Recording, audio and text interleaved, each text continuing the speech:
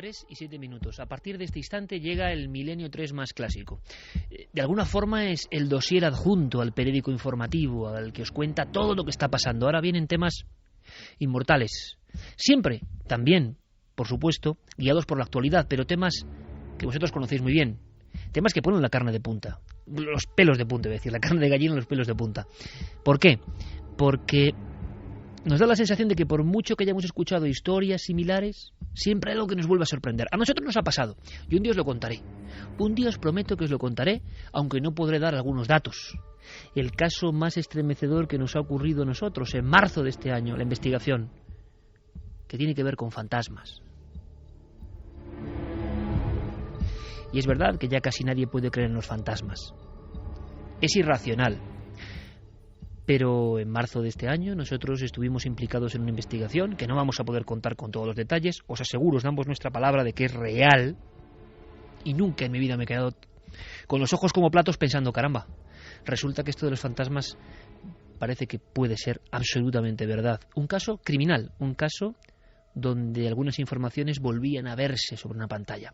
Una pantalla del tiempo y el espacio, una pantalla que surge en el lugar de los hechos.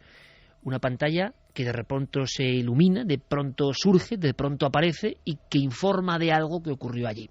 De alguna forma, todas las investigaciones sobre fenómenos extraños están cortadas por ese patrón. Algo que se aparece ¿para qué? Pues como decían desde la prehistoria, para advertirnos, para en el fondo avisarnos de que no lo conocemos todo. Las apariencias suelen ser muy similares y vosotros en este programa a lo largo de una década habéis escuchado muchísimos testimonios. En esta parte de Milenio los testimonios eran fundamentales porque ellos representan lo más puro de la investigación de estos temas, los misterios más clásicos. Ahora, cuando uno habla de este tipo de apariciones y habla de la Guardia Civil, pues hombre, se pone firme de inmediato. Primero por nuestro respeto al cuerpo y por nuestros muchos amigos en él. Yo siempre he dicho que ojalá alguien nos ayude, ojalá, y hago el llamamiento, a poder ver y saber lo que hay en los archivos de la Guardia Civil a nivel de misterio. Porque muchos pueblos, aldeas, lugares de España son los primeros que acuden. Pero claro, esos papeles a veces quedan como papel mojado perdidos en diferentes comandancias y nadie vuelve a acudir a ellos. ¿Qué ocurre? Que para meter el anzuelo y sacar uno de esos casos hay que sufrir o hay que tener un buen amigo o contar con la valentía de alguien que haya vivido estos fenómenos y que se atreva a contarlo, con todas las medidas de seguridad. Es un miembro de la Guardia Civil con muchos años de experiencia y que hace muy poco, hace apenas 2 años, vivió algo incomprensible, algo que le dejó helado.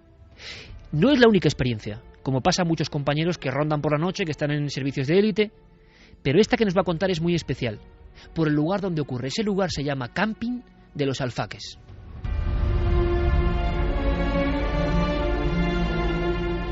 Brevemente, la historia de ese terrible accidente a final de los años 70, donde mueren más de 160 personas, si no me equivoco, donde un camión cisterna con propileno líquido estalla y donde la gente que estaba jugando las cartas, que estaba bañándose, que estaba comiendo tranquilamente en la playa, queda calcinada en un mismo momento, como una lengua bíblica de fuego.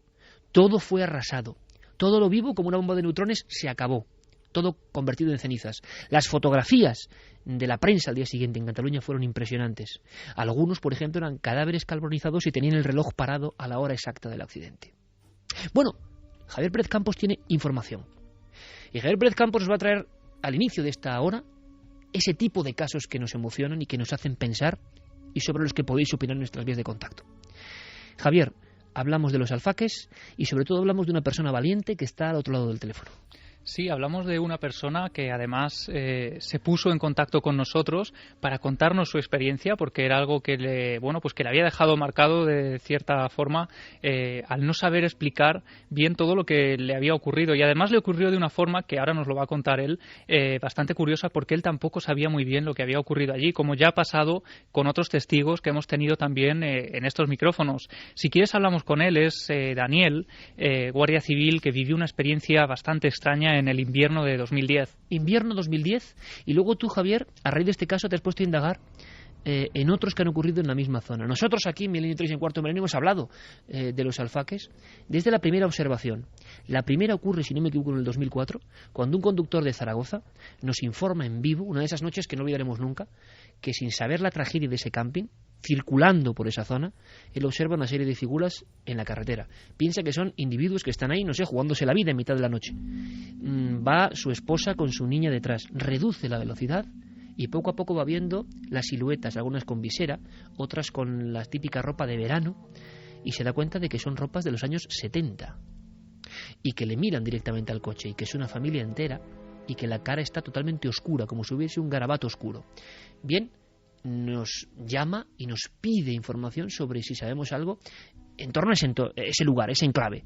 Y descubrimos que es justo el punto kilométrico. A un lado está el camping Los Alfaques, que hemos grabado, hemos investigado y hemos visto que están todavía las cruces, evidentemente, recordando la tragedia. A partir de ese instante, desde el 2004 y quizá desde el mismo año 78, hay muchas personas que no lo quieren contar, que han vivido experiencias similares en este entorno. Pero claro, no teníamos hasta el momento una de un miembro de las fuerzas de seguridad. Daniel nos escucha. Buenas noches, Daniel.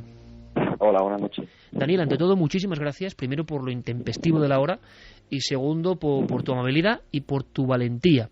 Y directamente, ¿puedes contarnos qué es lo que hacíais allí, si se puede contar? ¿Y qué ocurrió? Porque se hace muy poco tiempo realmente, se hace menos de 2 años. Sí, efectivamente, esto fue en el invierno de 2010, aproximadamente sobre el mes de febrero. Y bueno, como el camping está situado a la orilla de la costa del pueblo de Alcanar, entre San Carlos de la Rápita y las casas de Alcanar, bueno, pues esa zona es susceptible de alijos de droga y es un punto caliente, y bueno, nuestro servicio es una vigilancia exterior de la zona de lo que es el litoral.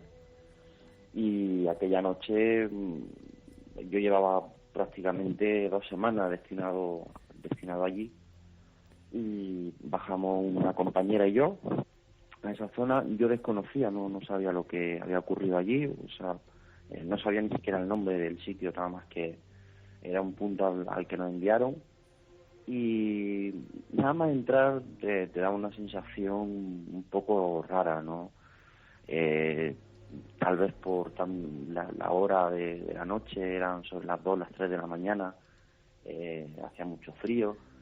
Nosotros trabajamos con una serie de material, ¿no?, de visión nocturna, que nos ayuda pues a la visibilidad de la noche. No se ve nada, pero con ese material se observan los puntos de calor y podemos divisar pues siluetas, y donde haya un punto de calor vemos lo que hay. Entonces esta compañera y yo estábamos allí sobre las 2, 3 de la mañana, haciendo una vigilancia, un barrido de la costa, cuando en la playa que queda por debajo de la parte izquierda del antiguo camping, porque el camping sigue funcionando, hay un camping que es nuevo, un poquito más abajo de donde ocurrió el accidente, y en la parte izquierda de la playa, que hay sobre unos 100 metros más o menos de donde está el camping antiguo, habíamos hecho una parada, y cuando estábamos haciendo una visión con nuestra cámara nocturna, justo en el medio de esa playa apareció una silueta que quedamos observando, porque claro, en invierno a esa hora por la playa es difícil que haya nadie. O sea, si es otra fecha, pues sí que puede haber algún pescador o alguna persona que va a la playa, pues si en verano acuden a tomar el fresco, pero claro, en febrero, que era más o menos, hacía mucho frío, nos quedamos mirando con esta cámara de visión nocturna, y efectivamente era una silueta, se veía como una silueta de mujer, y no se le veía como si llevara una ropa de frío, no se le veía una ropa de abrigo, pero llevaba de la mano un niño pequeño. Se veía un niño pequeño o una persona más pequeña de estatura de lo que era esta mujer, y paseaban lentamente por la playa en dirección hacia donde estábamos nosotros. Iban hacia vosotros, Daniel, o sea, tú estabas observando con tu pareja, la Guardia Civil, con esa visión nocturna, y esa figura de una mujer que por cierto te agradezco cómo estás describiéndolo, evidentemente se nota tu oficio, con un niño de la mano, no, yo me lo imaginaba ahora mismo de espaldas, pero va hacia vosotros. Sí, venía de cara. O sea, no hacia donde estábamos nosotros exactamente, porque nosotros estábamos en un punto alto, o sea, estábamos más alto de la playa. La playa nos quedaba debajo como quizá 15, 20 metros, y esta figura hacia nuestra izquierda nos quedaba unos 50, 60 metros aproximadamente, pero sí que venía hacia nosotros, andando hacia nosotros. Digamos que no había ninguna zona de sombra, o sea que de haberse querido esconder era imposible que se hubiese escondido de un salto. O sea, tendría que haber hecho un recorrido que lo hubiéramos visto para esconderse. Venía hacia nosotros y de repente desapareció. Nosotros la vimos durante 20, 25 segundos. Yo al verla le pregunté a mi compañera, digo, oye, mira, ahí hay una sombra, mira tú, a ver si es que yo no veo bien, porque me parece una mujer y tal. Miró mi compañera, vio lo mismo que veía yo, y de repente, cuando ya la teníamos más cerca, a lo mejor unos 40 metros así, más bajo que nosotros, por supuesto, pero unos 40 metros de distancia, desapareció. Desapareció sin dejar rastro. O sea, no era posible que como le comento, para ocultarse no había rocas, era una playa y estaban en el centro de la playa. ¿Y hubo doble observación, Daniel? Es decir, con la cámara de visión nocturna, imagino que a ojo normal, de buen cubero, ¿no? Y ahí no había nadie. Nadie. ¿Fuisteis hacia el lugar de los hechos para ver si había algún tipo de huellas, sí, de rodaduras? Efectivamente. Bajamos al punto exacto, el punto de referencia, sabíamos que era el punto exacto porque había una papelera un poquito más arriba, que también se divisaba con la cámara, y lo utilizamos como punto de referencia. Nosotros cogimos, bajamos hacia la playa, y allí no había nadie, no había huellas, no había nada. Las huellas que había eran las que íbamos haciendo nosotros mismos sobre nuestros pasos. ¿Y aquello salía dirección del mar, Daniel? ¿Salía hacia afuera o...? No, iba, digamos, paralelo a la orilla. ¿Paralelo? Sí, paralelo a la orilla del mar, a unos 5 o 6 metros de donde rompe la ola, y andaban muy despacio, muy lentamente. Como una madre paseando con su hijo por la playa, como un día cualquiera, ¿no? Permitidme un momento, porque a mí se me están poniendo los pelos de punta ahora mismo, porque, bueno, hemos indagado esta historia, ¿no? Y es en esa playa donde están todas las muertes de las familias, es en la playa. La gente estaba en la playa, en la orilla de la playa, algunos en banquetas, otros bañándose, otros jugando al mus en las sillas de la playa. La ola fue hacia el mar y arrasó todo el camping, pero parece que el agua hirvió. Era tal la potencia de la explosión y de la lengua de fuego, y eso viene en las crónicas de una de las tragedias más horribles de la historia de España. El agua hirvió en instantes, el que estaba más cerca de la orilla, y la gente se coció de alguna forma dentro del agua, algunos murieron dentro del agua.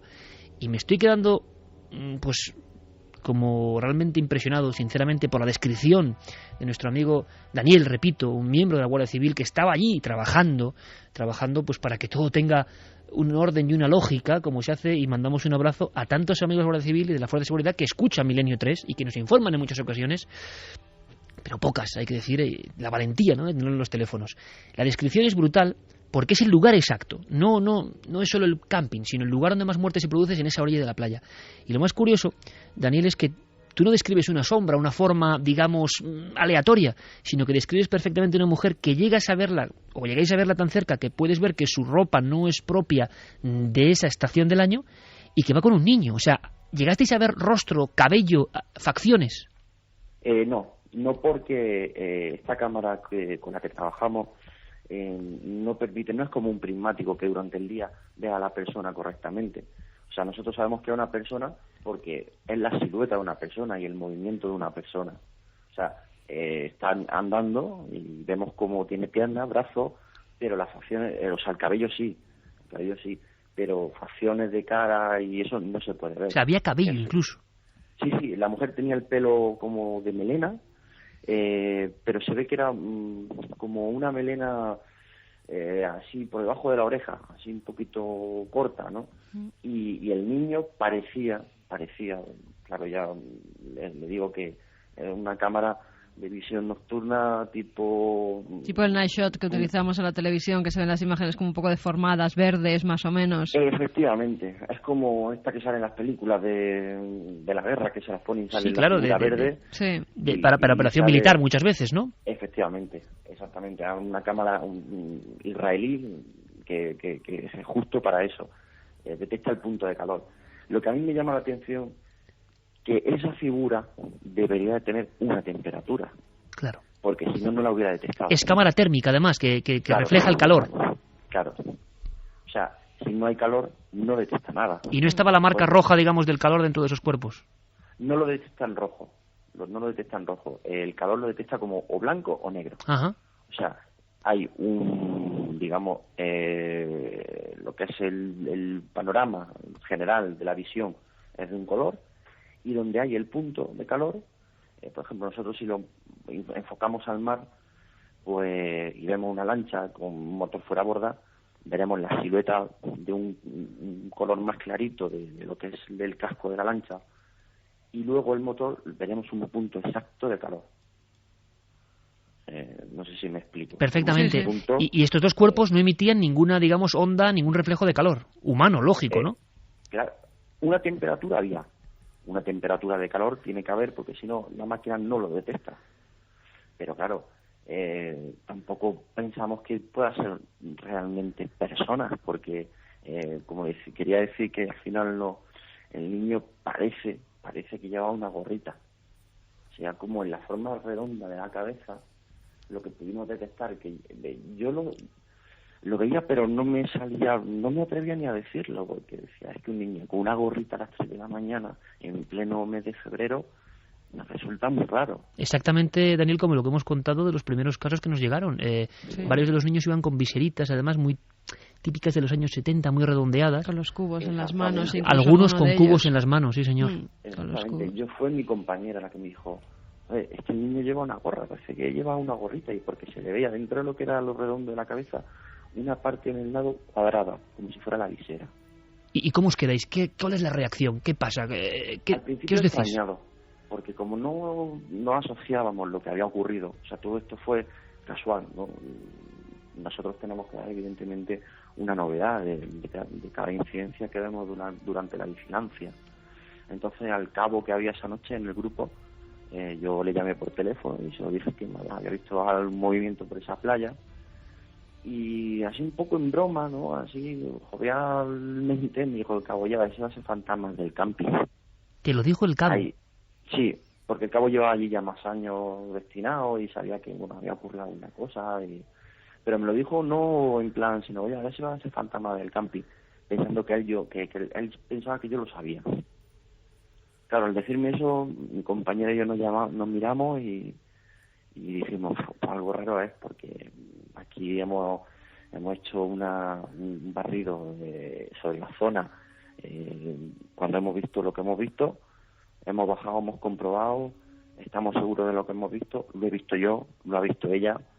No es la primera vez que trabajamos con un medio así, una cámara así, o sea que no es una equivocación que hemos podido tener, estamos acostumbrados y sabemos manejarlo, no ha sido algo que no hemos podido enfocar mal. ¿Y a las noches siguientes, Daniel? Eso exactamente no.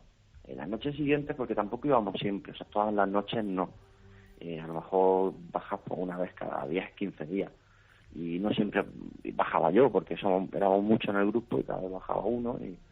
Pero sí que es cierto que de todos los que éramos, había gente que era un poco reticente a bajar, y yo a partir de aquello me costaba también mucho trabajo bajar. O sea, que da la sensación de que había más miembros de Guardia Civil, como ocurre en el ámbito militar, por ejemplo, a otros niveles, que sabían parte de la historia, que algunos conocían que pasaban algunas cosas de este tipo, ¿no? Sí, había compañeros que no les importaba en absoluto bajar, y bajaban y cumplían como tenemos que cumplir, ¿no? Ante todo está nuestro trabajo, nuestro servicio. Pero había otros compañeros que sí que les daba un poco de... Cuando teníamos que bajar esa zona, tenemos que ir al alfa, tal... y bueno, era un poco más reticente. A mí personalmente me pasaba. ¿Y cuál es tu conclusión después de todo este tiempo de observación? Si puedes casi resumírnoslo, y te lo agradecemos muchísimo, Daniel, después de una observación como pocas ha habido, yo creo, o se han contado pocas, o sea, este nivel de testimonio, con este nivel de tecnología que es la que abre el abanico, digamos, para que eso aparezca. Después de este tiempo imagino que mucha reflexión, y por cierto, 2 testigos, que lo ven de forma individual. ¿Tú qué piensas? Yo, una explicación lógica, la verdad es decir, pues eran pescadores o no puedo darle, porque no eran pescadores.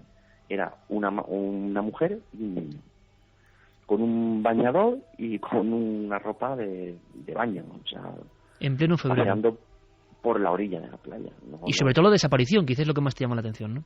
Y sobre todo eso, que de repente, o sea, es una mujer, es un niño, están paseando por la orilla de la playa y en cuestión de 25 o 30 segundos desaparecen, o sea, de donde el punto donde lo estaba viendo con la cámara, no es que van andando y se van perdiendo en el horizonte, no, es que de repente desaparecen.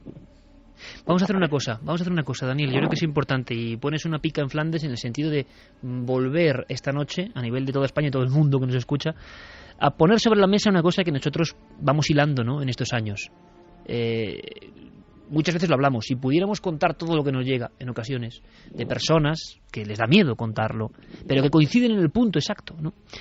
Así que vamos a hacer una cosa, vamos a hacer un llamamiento esta misma noche, sean fuerzas de seguridad, sean personas que trabajaban por allí, para volver, porque algo que no sabemos está indicando que ahí ocurre algo también, ¿no?, valga la redundancia, y es como un eco que se produce por algo, quizá no solo por la tragedia. Así que tenemos que investigar, y esta noche, gracias a tu testimonio, gracias a tu valoración de los hechos y tu perfecto análisis, vamos a hacer una cosa que es pedir ayuda en el sentido de personas que hayan vivido cosas parecidas, que tengan valentía, con nombres y apellidos, pues puedan engrosar este dossier de algo que bueno, hasta hace bien poco, 2010 invierno, se estaba produciendo incluso ante testigos de élite como vosotros.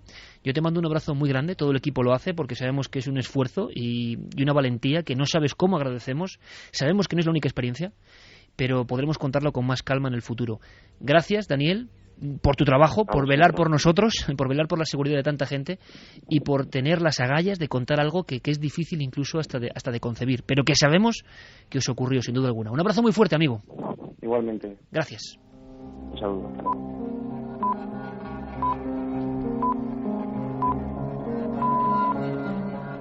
Justo con las señales de las 3:30, y es que hay veces que el misterio te da una bofetada, ¿no? Y cada uno que piense lo que quiera, claro, cómo no, y cada uno pensará según sus conceptos, sus experiencias, sus fracasos, sus teorizaciones a lo largo de la vida. A mí cuando llega el misterio de verdad, cuando llega el misterio en el sentido de lo sobrenatural, que es muy difícil concebir esto, porque esto es irracional, pero se cuenta de esta forma, llega con una fuerza que ha llegado ahora mismo a través de la radio a todo el mundo.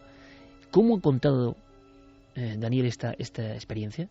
Y sabemos, Javi, que es que no es la única, ni siquiera las que hemos contado. Es que hay muchas más de personas que lo cuentan en petit comité. Sí, ahora en redacción hemos estado haciendo ese trabajo de mirar un poco rápidamente bueno, pues lo que se cuece en los foros de internet, por ejemplo, o en sitios donde algunas personas con nombres y apellidos y con sus correos electrónicos incluso cuentan sus propias experiencias. Y es alucinante, por ejemplo, el detalle que nos contaba Daniel, porque mucho se ha hablado del punto exacto de esa carretera de la Nacional 340, pero del punto de la playa se ha hablado pocas veces. Muy que haya pocas. apariciones en la playa, y sin embargo he encontrado, por ejemplo, el testimonio de un blogger de Barcelona que se llama Raúl, y asegura que en ese lugar también, en esa misma playa, él ha tenido experiencias, se ha sentido especialmente inquieto. Él especifica en el punto donde hay algunas barcas amarradas, dice que no es de extrañar tropezarte con sombras que se mueven muy deprisa y desaparecen casi de forma instantánea. Y hay otros casos que bastante sorprendentes. Por ejemplo, en 1982 es el primer testimonio que yo he encontrado en el que se habla de una mujer que con su marido va pasando por la zona y le pide que cuando lleguen al camping de los Alfaques le avise el marido. Ella estaba medio dormida porque tenía curiosidad por conocer el lugar, y cuando está llegando justo por la puerta dice que no es necesario siquiera que su marido la avise porque las luces del coche, del interior del coche, se encienden completamente solas. O sea, eso es en el año 82. Hay toda una fenomenología que se convierte también en leyenda, seguramente se exagera en ocasiones, pero que está alrededor de este lugar. Nosotros, Hay mucha gente. Claro, cuando nos llamaron en el 2004, era la primera vez que relacionábamos alfaques con misterio. Claro, cuando un miembro de la Guardia Civil te lo cuenta de esta forma, con una cámara de visión nocturna y térmica... Pero recuerda que también algunas personas, no voy a decir quién, pero del ámbito futbolístico, nos contaron en Petit Comité, cuando estábamos comiendo con ellos, que también habían tenido esas experiencias. Un familiar tenía una casa cerca del camping de los Alfaques, en Ibiza nos lo contaron, y cuando pasan por esa carretera también ven una especie de sombras o de figuras, y en un principio tampoco sabían que ahí estaba el camping de los Alfaques ni lo que había sucedido. Fue a raíz de las imágenes de Cuarto Milenio cuando empezaron a recordar y vieron que algo sucedía. Claro, eso ocurrió al echar el detonante audiovisual de contar esto en radio y en pantalla. Mucha gente, hay dos opciones. Bueno, es que la gente se lo inventa. Bueno, o gente que de verdad entiende que a alguien más le ha ocurrido y que lo cuenta. En el año 79-80, cumpliéndose el aniversario de la horrible muerte de más de 160 personas en los Alfaques, una muerte en un segundo, ¿eh? La muerte llegó en un segundo. Muchos más heridos. Claro. Unos 300 heridos. Pues reporteros del País, que no han querido nunca contar la historia porque pensaban que era como denigrante, en mi opinión error, aunque lo entiendo en ocasiones, depende del ambiente en el que uno se mueva, van a hacer un recordatorio y se encuentran con los niños en la carretera. Y van hacia los niños y no hay niños, y los están viendo perfectamente desde el coche, en mitad de la carretera. Y es la primera vez quizá que se habla de estos fenómenos, ¿no? Vamos a hacer una cosa, Javi, vamos a pedir ayuda en el sentido de que si alguien ha visto algo de verdad y tiene los bemoles de contarlo, para hilar todo esto y sobre todo intentar comprender, ¿solo es por la tragedia o hay algo más? ¿Por qué un fantasma, lo hemos dicho muchas veces, ¿no? Como ese recuerdo que no se marcha, ¿no? Como ese insecto atrapado en ámbar. ¿Qué quiere decirnos? Yo estoy seguro que hay algo. A mí, por las escenas que estaba escribiendo una mujer Daniel, con un niño de la mano, ¿eh? Era como cuando se para el tiempo. Lo que estabas haciendo en ese momento y la muerte te llega de repente, lo sigues haciendo. Es como un teatro que de repente se abre entre los ojos de personas, no sabes por qué en ese momento determinado o no, y la vida, lo que estaban haciendo, la habitualidad de lo que pues es una madre con su niño paseando por la playa, es que se ha quedado en esa escena, se ha quedado como llegan a ver en el cabello, éter. Es que es impresionante. Y la gorra. La gorrita del niño. Bueno, y hay casos, el de Janina Cloaduatis, que desde aquí hacemos también un llamamiento a que se ponga en contacto con nosotros, porque ella es precisamente, además, dice que es familiar de una de las víctimas de los Alfaques, da el nombre incluso de la víctima, y pasando por la puerta del camping, también regresando a casa una noche del trabajo, se encuentra con la figura de dos mujeres muy altas en la carretera que ella dice que son alemanas. Dice la figura de dos mujeres alemanas. Que eran la mayoría de muertos, por desgracia, eran alemanes que estaban en el camping. Y un último testimonio que a mí me ha dejado muy sorprendido, Iker, es una familia cenando en el nuevo camping que está en la zona, y dice que tienen una pequeña niña de 2 años que en un momento determinado, cuando están terminando de cenar, empieza a señalar a la carretera y a decir mamá ya vienen, mamá ya vienen. Dice que la niña, sonriendo, señalando la carretera, ese punto exacto de noche, lo toma como algo muy natural, pero es que de noche, cuando ya terminan de cenar y entran en el bungalow, la niña, en el interior de la cama, señalando un rincón de la habitación, dice que la nena ha entrado en casa.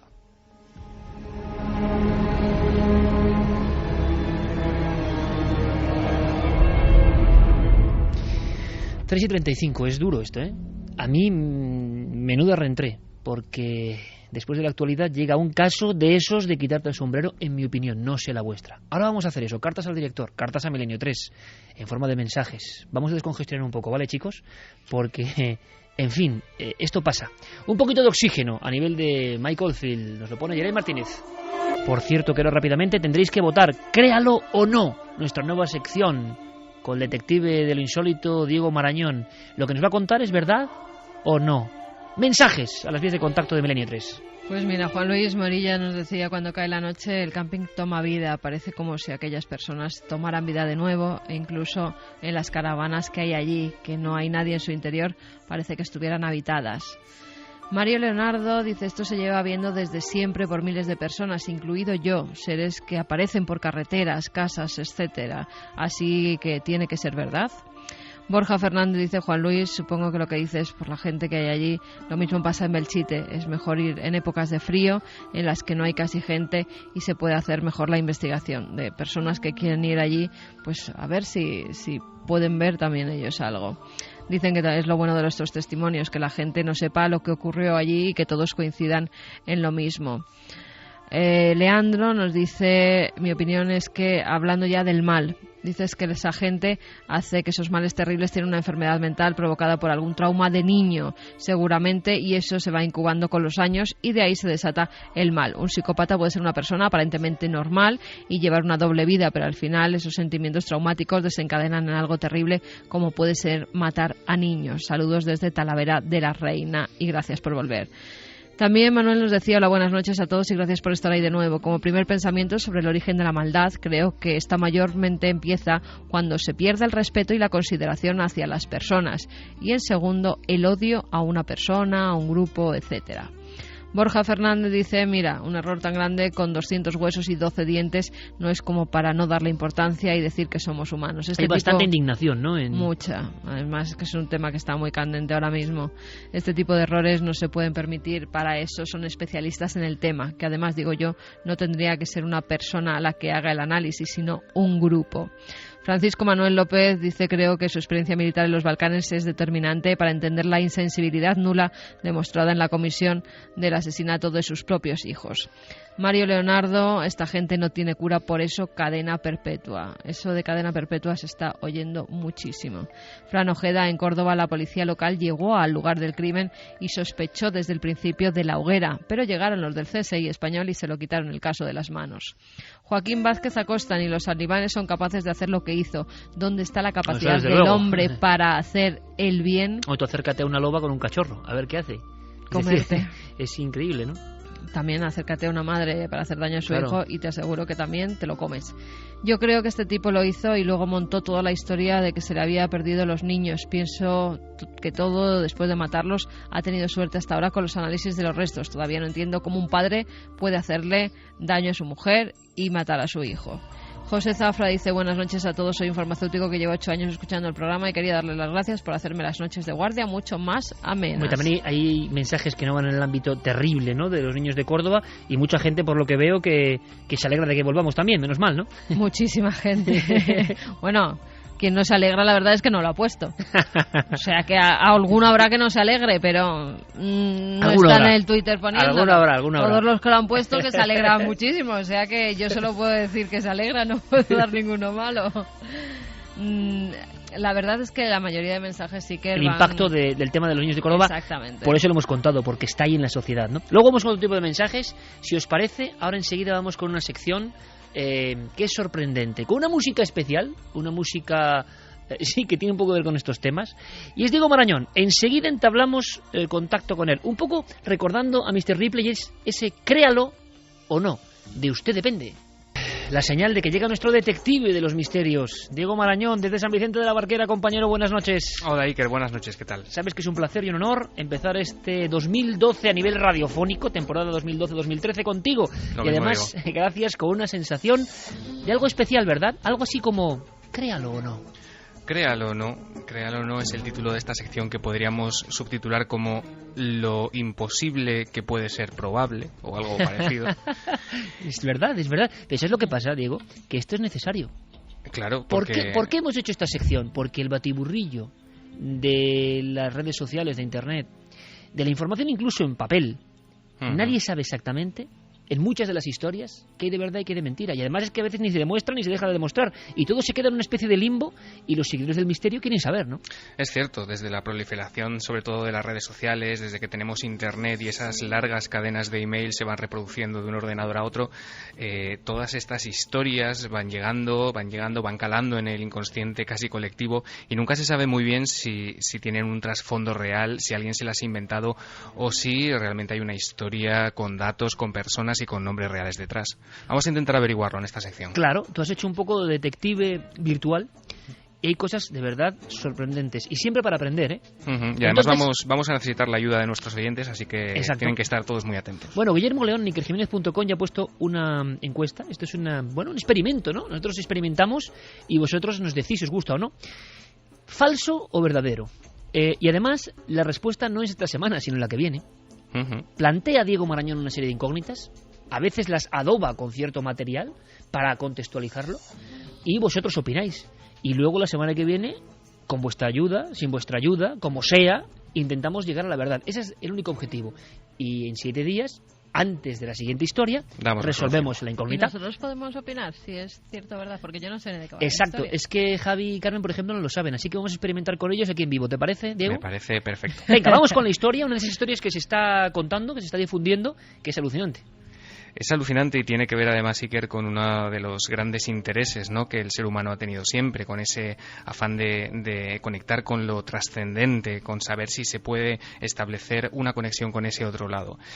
Ha ocurrido siempre ese deseo de poder establecer un último contacto, ¿no?, con nuestros seres queridos que ya no están, pero hay un matiz que ha venido ocurriendo en los últimos años, que tiene que ver con la tecnología. Quedan muy lejos los tiempos de Jürgenson en 1959, cuando conseguía aquellas primeras voces, cuando registraba aquellas voces mientras grababa El canto de los pájaros para su documental. Y existe un campo de la parapsicología que además ha sido objeto de estudios, ¿no?, por parte de especialistas como Roy Bayliss o de Callum Cooper, ¿no?, que ha escrito un trabajo realmente interesante que, si quieres, podemos comentar luego, y que se centra en llamadas telefónicas de los muertos. Llamadas desde el más allá, de alguna forma, ¿no? Efectivamente, en mensajes que llegan no a través de Ouija, no a través de otros métodos, digamos, más tradicionales, sino usando el método telefónico. Y existen varios ejemplos. ¿Te parece, antes de contar la historia en concreto, sí, a nivel detectivesco, que repasemos rápidamente? Y dices, bueno, llamadas desde el más allá. Es que en España incluso hemos tenido ejemplos. Efectivamente. Además, seguramente que este caso lo recuerda Carmen, porque sé que ella estuvo en contacto con la familia. Ocurrió en junio de 2005 en Padul, en Granada. Además, lo contamos aquí en Milenio 3 en su día. Y se trata de una familia en un contexto profundamente creyente, ¿no?, que se presentó nada menos que ante la justicia, ante el juez de guardia de Granada, para exigir de alguna manera la exhumación del cuerpo de su madre, porque decían recibir mensajes en su teléfono móvil con la voz de ella pidiéndoles que recuperasen un crucifijo con el que la habían enterrado. La noticia dio la vuelta casi al mundo, porque además se recogió en otros países de América Latina. EFE, ABC saltaron con titulares como: quieren exhumar el cadáver de su madre, que por psicofonía les pide que le quiten una cruz. El juzgado de instrucción de Granada, de primera instancia, tuvo que hacer diligencias porque una familia estaba convencida de que había recibido un mensaje del más allá. Efectivamente, de hecho, incluso al mismo juez, esta familia le llegó a poner las psicofonías, ¿no? Y el juez, obviamente con un poco de perplejidad, les dijo que él no podía dar esa orden, ¿no?, de exhumación, teniendo en cuenta los sonidos que salían de Ahora, de aquel psicofonías aparato. En teléfono, que es la diferencia. Vamos a escuchar un fragmento de aquella historia increíble que vivimos en Milenio 3 con esta familia convencida de que habían recibido post-mortem uno de esos mensajes. La ataúd que lleva encima es la que creemos que es, porque no lleva otra. Es que eso es lo que se siente más claro, que pide ven, Pili, la cruz, ven. Para mí está muy claro. En el mensaje pronunciaba de esta forma el mensaje. Decía: Pili, la cruz, Pili. Toma aliento y dice: ven. Lo suelta así. Está muy claro, muy claro. Y yo presiento que es mi madre. Oigo la voz de ella. Alucinante historia. Tengo muy vigilantes aquí a Carmen y a Javi. Podemos probar también con Fermín, con Geray y con un visitante ilustre que está aquí, compañero en la cadena SER, Mayol Lizari, un gran corresponsal e informador del mundo deportivo, que está ahí también en la penumbra. Bueno, pues le voy a preguntar a los tres, Estamos ahora mismo 6 personas en este inmenso estudio maravilloso que es nuestra casa, y os voy a preguntar enseguida y me tenéis que decir los votos. Vamos a hacer una especie de encuesta inicial y luego vosotros, amigos y amigas, podéis hacerlo en ikerjimenez.com. Bueno, tenemos un fragmento de esa grabación, Diego, que vamos a escuchar, por lo menos la que dice Ben, que era como muy clara y muy susurrante, hay que decirlo, ¿no? Efectivamente, porque había un par de grabaciones, una de ellas decía, según la familia, decía Pili, Pili, la cruz, y esta que vamos a escuchar ahora es la que, como tú has dicho, parece querer decir Ben.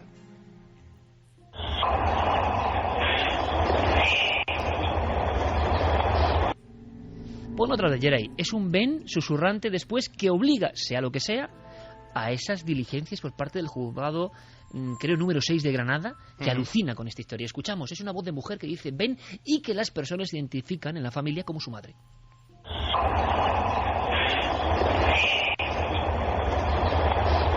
Esta sería un clásico. Bien, un caso moderno, reciente, hace apenas 5 años. Pero hay otro, antes de contar brevemente la historia. No dará Diego datos concretos de a quién le pasó, si puedo decir país, época, para que seáis detectives un poco también, ¿no? Y lancéis vuestra opinión. Créalo o no. Hay una que me pone los pelos de punta. Yo no sé lo que es. Mucha gente. ¿Verdad? Sí, además es que cada vez que se habla de esta grabación... ¿Será porque tiene algo, Diego? Será porque tiene algo. No sé el qué. Todo el mundo supongo que la recuerda. Se trata de la grabación que recogió una familia en el contestador automático de su casa apenas unas horas después de que el padre de familia se levantara de la cama y nada más levantarse, sufriera un infarto fulminante que provocó su muerte. Al poco de ocurrir eso, la familia vio cómo el contestador se ponía en marcha y parece ser que al rebobinar la cinta escucharon esta psicofonía clásica y espeluznante que vamos a escuchar. Diego, ahora mismo Carmen, en la penumbra de este estudio que tú bien conoces, con los labios me dice, hoy me levanté. Efectivamente, es cuando me levanté. Hoy me levanté y cuando me levanté. Otro clásico. Pero es que, yo no sé qué es, pero la forma en que suena ese hombre es de tal angustia, que sea paranormal o no, que no lo sé, se queda en todo el mundo. ¿Queréis ver la prueba? ¿Queréis comprobarlo? Hoy me levanté y cuando me levanté en un contestador automático y la voz de alguien que supuestamente ya había muerto.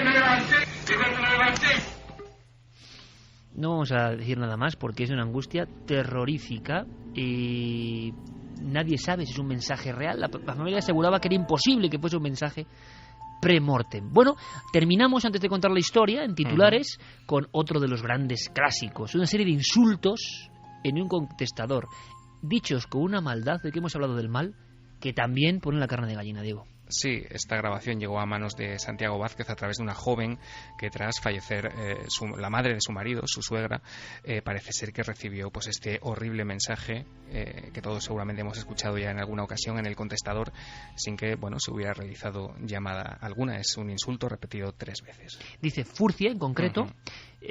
Yo pienso una cosa, Diego. Imaginemos que son terribles venganzas humanas. Lo humano llega, están tan bien hechas que transmiten algo que se aleja de lo humano. No sé cómo estará hecho, pero no es nada fácil. Ojo, atentos todos a la risa final. A la risa final. Es un contestador, es una persona que lo pasó muy mal, identificada perfectamente la voz con ese entorno familiar, y es como una venganza con su suegra, una venganza como de ultratumba. Ojo a la risa.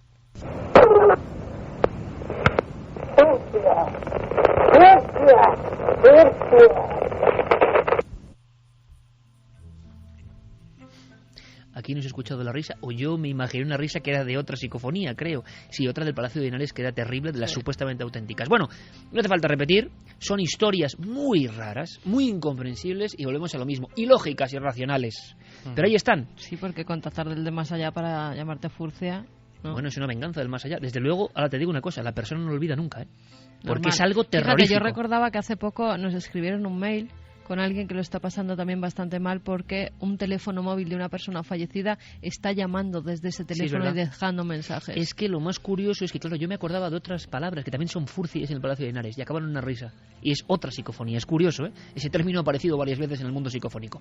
Perfecto. A ver si en 2 minutos Diego Marañón nos cuenta esta historia y rápidamente votamos los aquí presentes, ¿verdadero o falso? Diego, todo tuyo. Es una historia que lleva difundiéndose a través de distintos medios desde hace unos 4 años, Iker, y que involucra o tiene como protagonista un hombre de mediana edad, del que no diremos su nombre, que una buena mañana, mejor dicho una buena tarde, porque esto ocurrió en teoría por la tarde, se subió a un tren de pasajeros, ocurrió en Estados Unidos teóricamente, y ese tren colisionó frontalmente contra otro convoy de carga que ocasionó que la locomotora principal aplastase al primer vagón y ocurriese una serie de muertes, en concreto 25 se dice, con un montón de heridos, con cientos de heridos realmente.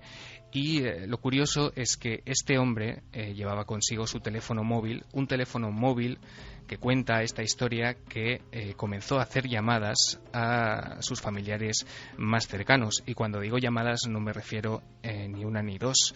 Se cuenta que hubo hasta 35 llamadas telefónicas en las 11 horas siguientes después del accidente,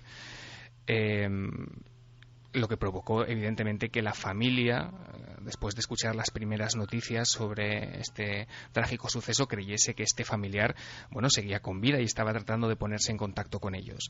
Lógicamente, los familiares le devolvían las llamadas intentando saber cómo estaba, ¿no? Y cuando le devolvían las llamadas, el teléfono aparecía como apagado, es decir, no había señal ninguna. Las llamadas a la familia cesaron justo una hora antes de que encontrasen el cuerpo sin vida de este hombre. Un cuerpo sin vida que después de practicarle la autopsia se determinó que había fallecido inmediatamente en el choque. Es decir, no había posibilidad alguna de que esta persona estuviese intentando llamar a sus familiares para que le ayudaran a salir, ¿no?, del amasijo de hierros en el que se había convertido aquel tren. Fue muy curioso porque además las llamadas sirvieron para que la policía intentara localizar más o menos la zona en la que podía encontrarse el cadáver. Siguiendo ese rastro, efectivamente localizaron la zona exacta de todo el... O sea, el difunto, entre comillas, post-mortem ayudó a su localización. Efectivamente, eso es lo que parece. Y es una cosa muy curiosa porque rastrearon esa señal, efectivamente encontraron el cadáver, que como digo se determinó que había muerto en el acto, pero lo que nunca se llegó a encontrar, cuenta esta historia, es el teléfono. Ahí está la historia, créalo o no, puede ser muy real o puede ser carne de leyenda urbana. Por aquí lo que vamos a intentar aprender es qué diferencia ambas historias, cómo se deforman, qué hay de real. Rápidamente, Yeray Martínez, con un gesto, ¿te lo crees o no? No, Yeray Martínez cree que es falso. Amayur Elizari, que sí. Fermín, que no. 2 votos a 1 en contra. Javi Pérez Campos. Yo me lo creo. Javi, que sí. 2-2. Carmen. Cierto. 3 votos a favor. ¿Y tú qué? Y Yeray, es que yo ya lo sé. Ah, bueno. Yeray y Fermín dicen que no. Muy interesante, 3-2. Esto significa, ¿por qué hacemos esta sección? ¿Te das cuenta, Diego? Porque el mundo se divide en 2 partes. Créalo o no. Bueno, pues ahora vosotros votáis en ikerjimenez.com.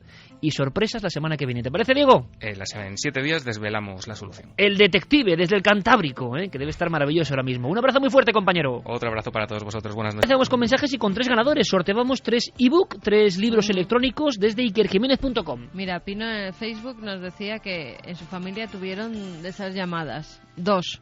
Primera en el micro, al abrir abajo el telefonillo, y otra por teléfono. Bueno, pues todo eso, Jaime Pérez Campos ya toma nota porque claro, miedo en la familia. Pues gracias por mandarnos estas cosas que son importantísimas para seguir investigando. Pues vamos con más mensajes, los últimos de esta noche. Joaquín dice: yo creo que el mal ya viene en nuestros ancestros. Coincido con Javier. Te diré, Iker, que las mayores crueldades se ven en el patio de un colegio. Los niños son crueles entre ellos desde chico. Claro, luego cuando ya desarrollan hablar, ese mal según su entorno, educación y condición. Claro, cuando saben hablar, cuando saben lo que es la vida sistematizada por nosotros, en mi opinión, al principio no pasa eso. Pero otro buen debate. Sí, cuando todavía no tienen toda esa información. Cuando son como extraterrestres, no saben. Son almas cándidas, no les da miedo nada. Claro. Alma es un kamikaze, por ejemplo. Ahora mismo no le da miedo nada. Toca todo y se va hacia todos los animales que ve. Rosa María Portal dice: este hombre, si ha hecho esto, yo estoy convencida de que ha sido él. No está loco, es muy inteligente, vengativo, un monstruo. Como lo que pone en la fachada de las quemadillas, ¿no? No cabe en mi cabeza que un padre pueda hacer esto, y lo peor de todo, planeado. Vamos con los ganadores. José Andrés Palacios es uno de ellos. Estoy con vosotros en el error de no haber analizado bien los huesos encontrados, pero el verdadero problema lo tenemos en nuestro código penal, porque ese monstruo estará en la calle en 10 años. Hay personas que no pueden ser reeducadas e insertarse en la sociedad. Joaquín Villegas es otro de los ganadores. Creo que si el demonio existe, ni él sería capaz de matar a sus propios hijos. Y el último es para Tony Pérez. El mal también puede ser considerado una acción irracional que ocasiona un daño, ya sea físico o moral, una acción de nuestra nuestra naturaleza primigenia en la que se desconecta nuestra razón y se apodera de nuestro cuerpo y mente solo el animal que llevamos dentro. Es verdad, somos muy raros, tocamos temas muy extraños, nos interesa todo, no es muy normal, pero 12 temporadas en radio y 8 en televisión, es un pequeño milagro. Repito esa frase que me gusta mucho, no sé por qué. Dice, ama lo que haces, pon el corazón en ello y serás recompensado. Yo creo que es una bonita frase, pero no para nosotros, sino para todos vosotros también. Nosotros creemos siempre en energía positiva. Dentro de 7 días, muchas más cosas. Y gracias por todo ese afecto que nosotros notamos, un efecto mágico. En una semana, toda la actualidad, todo el misterio, todo lo distinto, todo lo apasionante. En Milenio 3. Estamos viajando por unas carreteras, pero en ese viaje hay incidentes, hay problemas. Pablo, hablabas de varios momentos de casi perder la vida, sobre todo en la carretera, y el equipo de Cuarto Milenio, todos tenemos, pues yo creo que un ángel de la guarda, de momento, uno nunca sabe lo que le puede pasar, pero que nos ha salvado de muchas, en algunas de las peores carreteras del mundo que hemos recorrido, y la hermandad que se hace, ¿no? Cuando uno va con los cámaras, con tus compañeros, cuando vale tanto la imagen. Es muy curioso, y un día podemos hablar de eso, ¿no? De aventuras y anécdotas, porque ya no es para un programa, sino el valor casi antropológico, etnográfico, porque uno sabe que está recogiendo cosas que quizá ya no vuelvan nunca, o que no se conozcan nunca. Uno es depositario de todo ese saber. Y entonces cualquier incidente, yo lo he visto en muchos de nuestros compañeros, en José Alberto, en Marcos Macarro, y me ha sorprendido. Hemos tenido incidentes en las carreteras de varios países. Chile, tú mismo, ¿no? Y que sí, muchas veces, aquí, muchas ¿no? veces. Claro. Chile, en aquella Francia, ruta, con las cuevas, en aquella ruta que era la peor, considerada la peor de América, que es decir mucho, en la isla de Pascua, incidentes y ver cómo los cámaras se aferran, ¿no?, a su aparato, donde están las cintas, donde están los documentos, los discos. Bueno, pues vosotros vivís de nuevo esa dinámica, ¿no? El peligro en la carretera cuando enfilabais hacia las pirámides. ¿Qué pirámides, Pablo? Bueno, visitamos varios burganes, que son, como lo llaman, ese es el término, ¿no? Kurganes, que son el término que dan a montículos construidos, edificados por los escitas. Estamos hablando de... hay dos grupos de escitas, los del Mar Negro y de esta región del Asia Central. Estos son los más antiguos, digamos, ¿no? ¿De qué fecha estaríamos hablando más o menos? Estamos hablando de la edad de bronce, estamos hablando de periodos de 3.000 años aproximadamente. Estos serían, digamos, precedentes de los escitas. Los escitas, como tales, cuando entran en la historia, es un milenio antes de Cristo, 700 años es cuando aparecen los primeros testimonios. Estamos hablando de pirámides con 3.000 años, que ¿cómo son físicamente? Las estamos viendo ahora. Visitamos algunas que están sin excavar, son de altura, puede variar entre 7, 10 metros de altura, algunas de ellas, posiblemente anteriormente eran mucho más altas, porque se han desgastado, se han perdido piedras. Otras han sido excavadas también. Y aquí y hay un referente importante. Antes mismo de embarcar para esta aventura, fuimos al Museo de Arqueología de Alicante, y allí pudimos grabar varias piezas muy importantes de la cultura escita y de esta región, especialmente de la tumba de Pazyryk. Esta de las tumbas más importantes de toda Asia. Fue encontrado un gran soberano conservado, muy bien conservado, con el cuerpo todo tatuado con criaturas fantásticas, entre ellas los grifos, y ahí volvemos otra vez al tema mitológico. También caballos, fue enterrado ese soberano con sus caballos, la piel de esos caballos también estaba tatuada con figuras mitológicas, monstruos. La piel de los caballos. De los caballos también. Juan Antonio y yo lo vimos esto hace 10 años, ¿no?, aproximadamente, en el Museo de San Petersburgo, en el Hermitage. Está allí, que tuvimos, además estaba cerrada la sala, una cosa rara, ¿no? Una señora allí que nos abrió la sala totalmente a oscuras. Entramos y vimos uno de los tesoros más impresionantes de toda Asia. Y tuvimos la oportunidad de ir a una región próxima, donde estaba este kurgan de Pazyryk, y donde había otros totalmente vírgenes en el aspecto de no estar excavados. Y visitamos dos grupos de ellos, y el más impresionante de todos es el de la zona llamada Caracol. Son dos, ahí existen dos kurganes y también una estela, un conjunto de estelas que ellos asocian también con enterramientos humanos. Estas estelas, según nuestro punto de vista, por lo menos que a mí me pareció, serían como marcos astronómicos, ¿eh? Hay teorías de que podían tener orientación astronómica, pero claro, están sin estudiar y una cosa importante, estos lugares. Juan Antonio, se habla de anomalías magnéticas en torno a esas pirámides. Efectivamente. Cuando decimos estelas, primero quería un poco aclarar, nos estamos refiriendo, para que los oyentes puedan concretarlo mejor, a una especie de menires, mucho más altos que la altura de un hombre. Pueden tener, pues yo creo que podrían tener alguno de ellos hasta 3 metros, 2 metros y medio, mucho más. Y están clavados, ahora están un poco inclinados por la acción del tiempo, junto a esos kurganes. Los kurganes se erigen normalmente en el centro de un anfiteatro formado por las montañas del lugar, montañas que pueden estar a lo mejor a 20 kilómetros, pero en cuanto empiezas a moverte, a rondar con la vista todo lo que estás viendo, te das cuenta de que estás en el epicentro de un lugar que ellos le dieron una especial atención. Un lugar sagrado. Exactamente.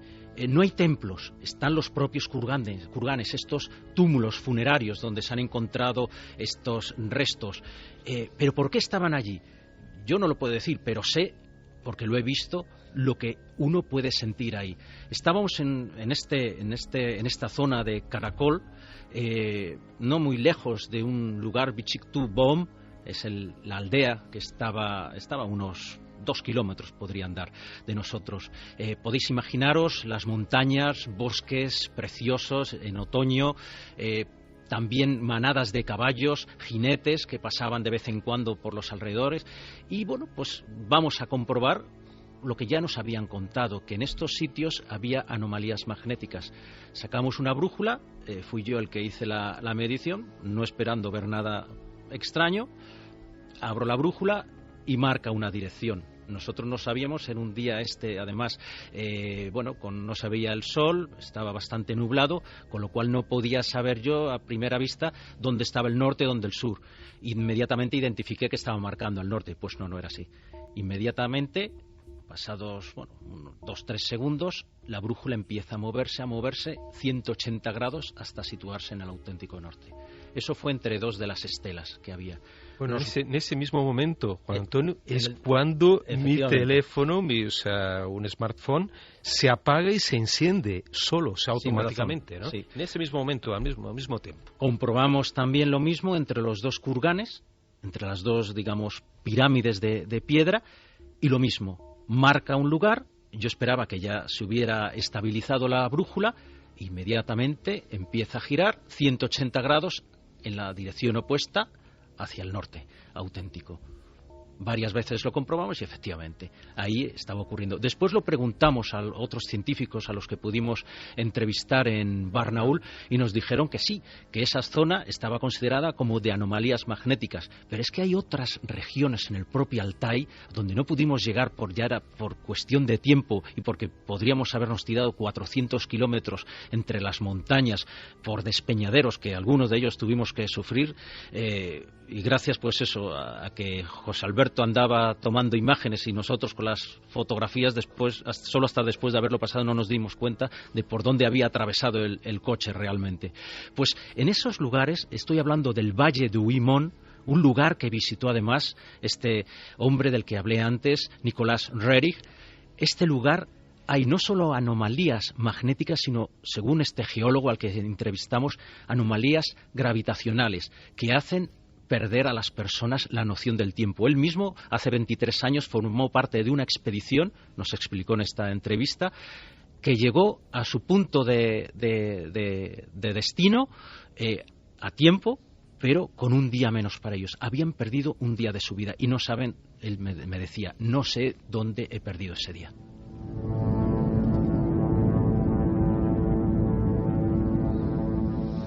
En fin, sorpresa tras sorpresa en lugares remotísimos. Vamos con algunas preguntas, si os parece, porque nos queda el último expediente. Hay muchísimos de contar, pero esto es, el viaje de privilegio que todos los oyentes de Milenio creo que debíamos tener, y me incluyo en este caso como oyente también, claro que sí.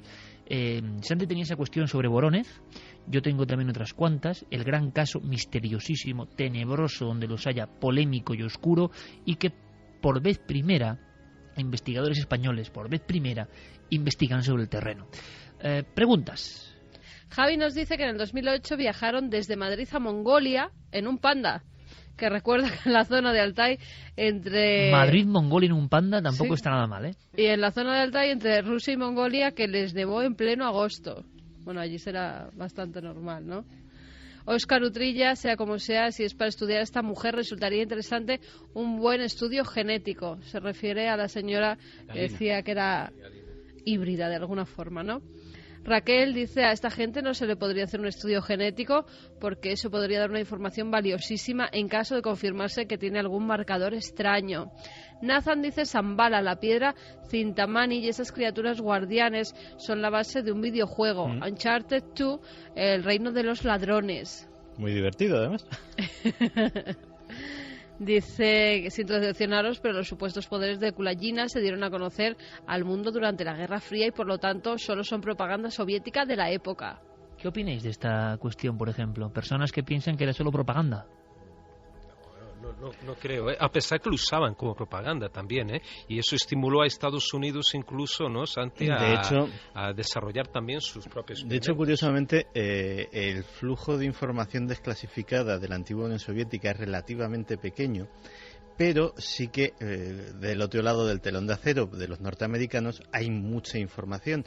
Y precisamente archivos desclasificados, no de la CIA, sino de la DIA, del Servicio de Información de la Defensa, o sea, del Ejército, eran los que precisamente en un documento de varias páginas que tengo que se titula el estudio de la parapsicología en el Pacto de Varsovia, daban como ciertos no solamente el caso de Nina Kulagina, sino otra serie de experimentos en visión remota, con animales, con telepatía, etcétera, etcétera. Y precisamente ese documento recomendaba al Pentágono lo que decía antes, que precisamente para no quedarse atrás tenían ellos también que experimentar en secreto en las mismas cosas. ¿Propaganda? Pues no lo sé si se puede llamar propaganda. Desde luego con los científicos, con los físicos cuánticos nucleares con los que hablamos, más podría calificarlos de disidentes y muy displicentes desde luego con el poder soviético. Raquel decía, puede ser que en esa zona haya vetas de magnetita o algo así. Bien pudiera ser. El caso es que la brújula se movía sola. Y también es curioso que algunas culturas siempre se arriman a estos lugares donde hay magnetitas sin tener conocimiento de ello, ¿no? José Colas dice que valor hay que tener para adentrarse en Rusia en busca del misterio. Hace 2 semanas recorrí Polonia durmiendo en pequeños pueblos, entre bosques, lagos y niebla, y me lo hicisteis pasar muy mal con vuestros podcasts, especialmente con la psicofonía del infierno. Y yo no iba a buscar nada misterioso. Brun dice, ¿tiene que verse símbolo algo con el aparatoso caso Humo? Pregunta sobre Voronezh. Y aquí hay que hablar de que esos niños... ¿Cómo resumiríamos Voronezh? Bueno, aquella tarde de finales de septiembre de 1989, el telediario, presentado por Mariñas, ni más ni menos, empezaba con ovnis sobre Rusia. Unos niños aseguran haber visto no solo un objeto volante identificado, una especie de globo luminoso, colores... se ha hablado de todo tipo de detalles, pero esto aterriza o se posa muy cerca del suelo, algunos dicen que deja algo en el suelo, en un parque al sur de la ciudad de Voronezh, unos 500 kilómetros de Moscú aproximadamente, sí. ¿No? Los niños que se quedan allí, algunos parece que vienen aterrorizados. Os doy ahora mismo la versión oficial y a ver qué me contáis vosotros que habéis estado ahí.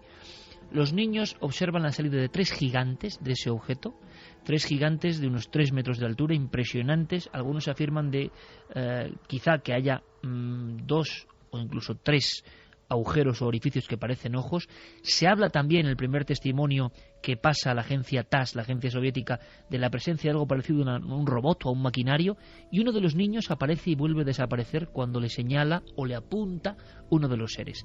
La noticia, el teletipo que da la vuelta al mundo, que Mariñas cuenta en el telediario y que sobrecoge a todo el universo prácticamente de la ufología porque parecía un tema muerto, es que encima físicos de la Universidad de Voronezh y de Moscú han descubierto anomalías en el lugar e incluso unas extrañas sustancias o piedras. Poco después, el silencio absoluto. Los niños se convierten en fantasmas. La polémica total.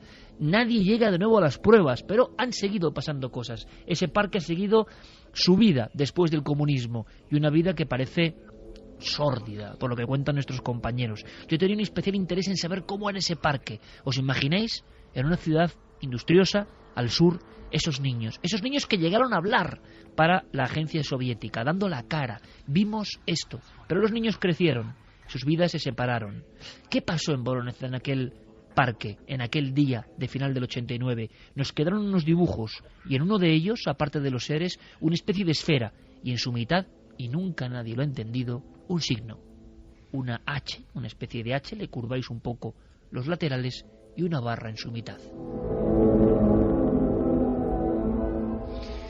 Pablo, investigación en Vorónezh, y si queréis empezamos con este corte. Fyodor Kiselyev, biólogo y periodista de Vorónezh. Le escuchamos y nos contáis más cosas.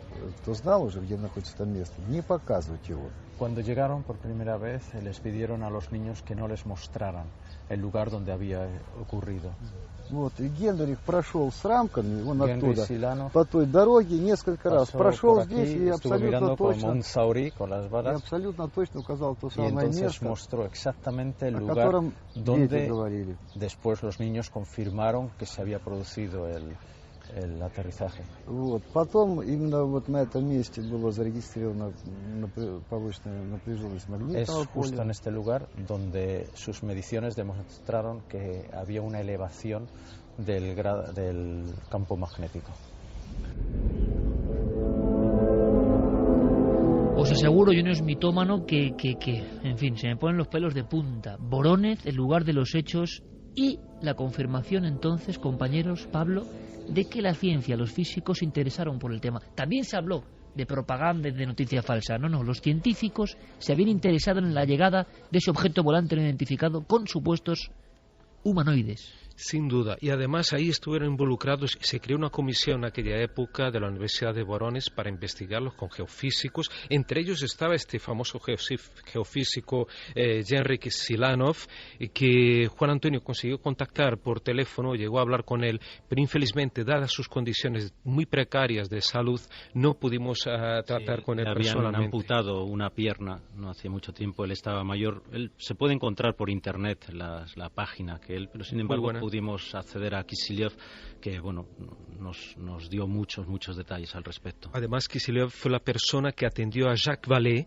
cuando estuvo, no sé si en ese mismo año, el año siguiente, allí en Moscú. No le dejaron, él nos dijo que a Vallée no le dejaron ir a Vorónezh para investigar. Porque la siempre historia. había un hermetismo brutal con este caso. Aparentemente sí, y la verdad es que los mismos científicos nos contaron que Kamtensky, ¿no? También, Katminsky, sí. Stanislav Katminsky. Fue una entrevista para mí decisiva y muy importante en este viaje que hicimos.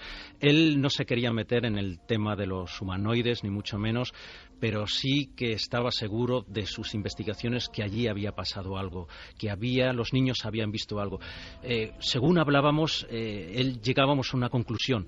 Él insistía en que lo importante de que hubiera aterrizado, de que hubiera llegado una nave de otros mundos, no era ya el propio contacto en un encuentro en la tercera fase, sino que eso supondría el derrumbe, supondría acabar con toda la física moderna, supondría que un objeto de otra dimensión, de otra galaxia, habría cruzado un espacio que sería imposible hacerlo con las actuales reglas físicas basadas en las ecuaciones de Einstein.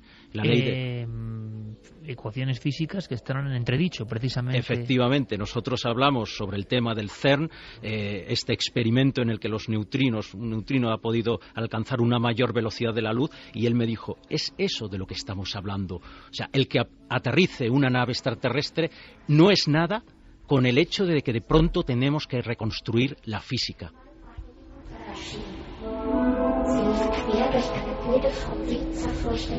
Y es que están pasando muchas cosas.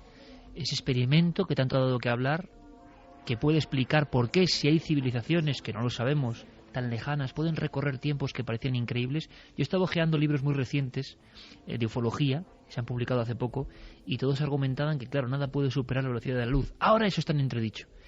También está en entredicho que el hombre y su concepto artístico mental, su chip prodigioso, sea del tiempo que dicen que es. En fin, estamos resquebrajando un montón de mitos establecidos. Estamos quizá, quién sabe, en la puerta de conocer nuevas cosas. Pero ¿qué pasó en Vorónezh?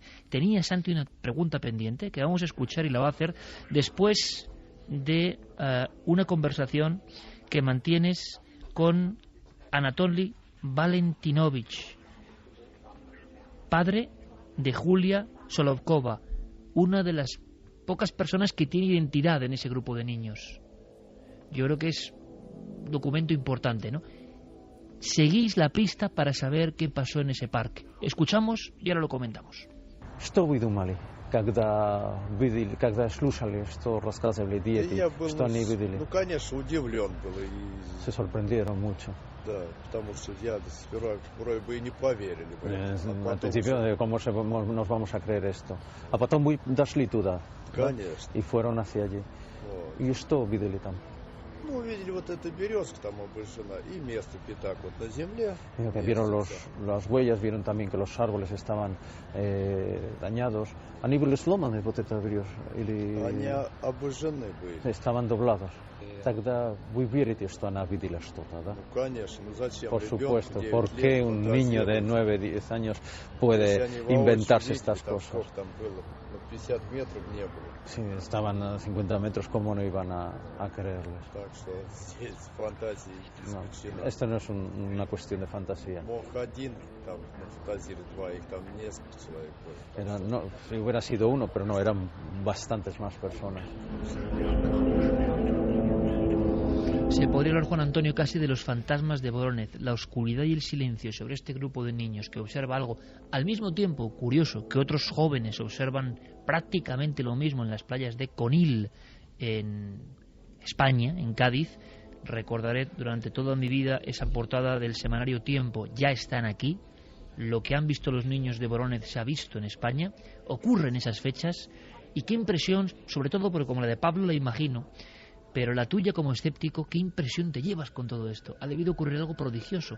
Los padres... Primero existen los testigos, existen los padres. Es decir, que es que todo esto estaba en tela de juicio. Ten en cuenta que además nosotros ya habíamos hablado en Moscú con algunos otros científicos. En Voronezh tuvimos la oportunidad de entrevistar a Stanislav Kadminsky, que es un científico desde la punta del dedo gordo del pie hasta la coronilla, tal como nos recibió, y las teorías, empezamos a hablar del tema del CERN, de la posibilidad de variar los conceptos fundamentales que tenemos de física. Y para mí su palabra es la que yo dejaría como la mía también. Allí los niños vieron algo, allí sucedió algo que nos permite aventurar que en muy poco tiempo podremos tener cambios muy importantes en lo que nosotros conocemos como universo.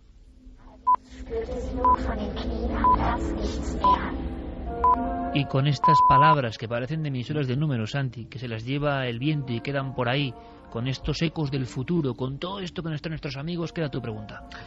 Yo solo quería preguntaros una cosa que es lo único que en el fondo siempre me ha chirriado de todo el asunto de Voronezh. Yo me acuerdo de aquella tarde, en la Wikipedia, en todos sitios pone que fue en el telediario de las 9. No, hubo un avance informativo antes.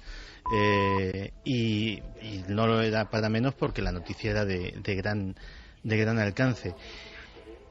Caramba, aquello era la Unión Soviética. La noticia la da la agencia TASS, es decir, la agencia gubernamental. Y todos sabemos lo que era la Unión Soviética, aun ya en esas épocas que ya estábamos casi o en plena perestroika.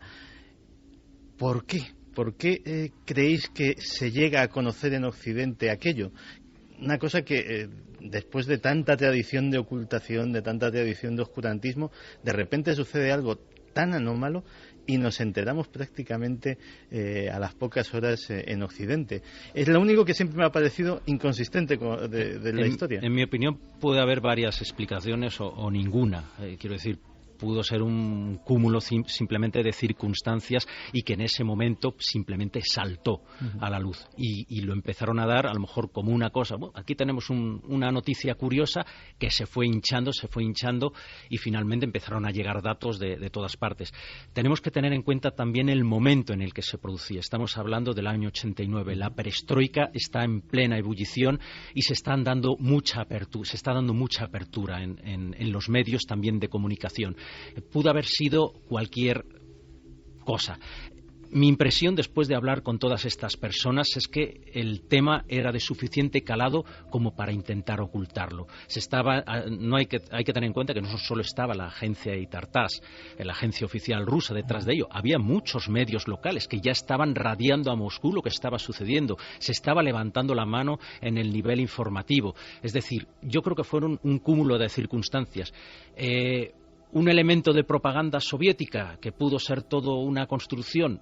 Bueno, yo ahí de pronto me remito a lo que escuché hablar a los científicos. Porque además, vaya propaganda más rara, ¿no? No, exactamente. Es decir, que aparecen 3 gigantes medio ciclópeos con una especie de androide detrás y nos queda una...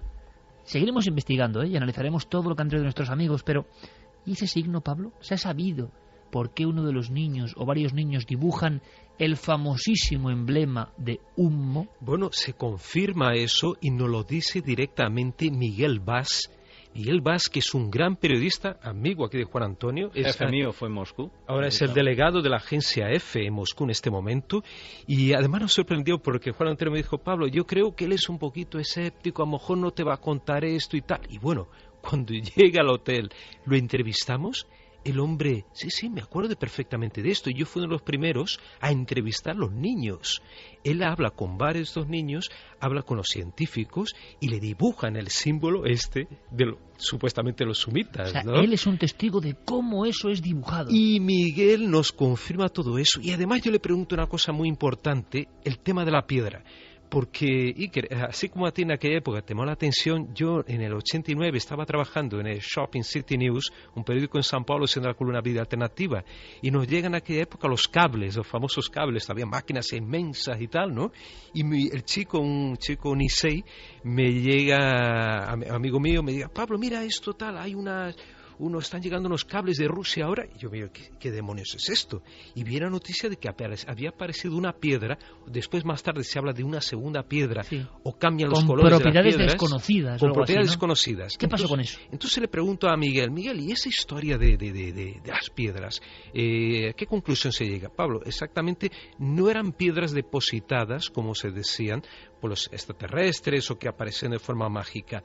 Lo que aparentemente ocurrió es que se recogieron muestras en el lugar de aterrizaje allí en el parque sur de Voronezh y esas piedras habían sufrido, o esa piedra, algún cambio por una temperatura muy elevada. Eso sí, se verificó una mutación o un cambio en la estructura de esta piedra. Y eso es lo que me dijo Miguel Vaz.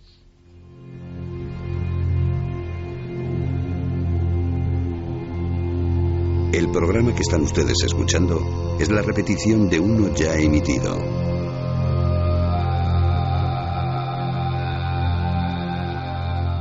Cánticos remotos que proceden además de las tierras del Altai.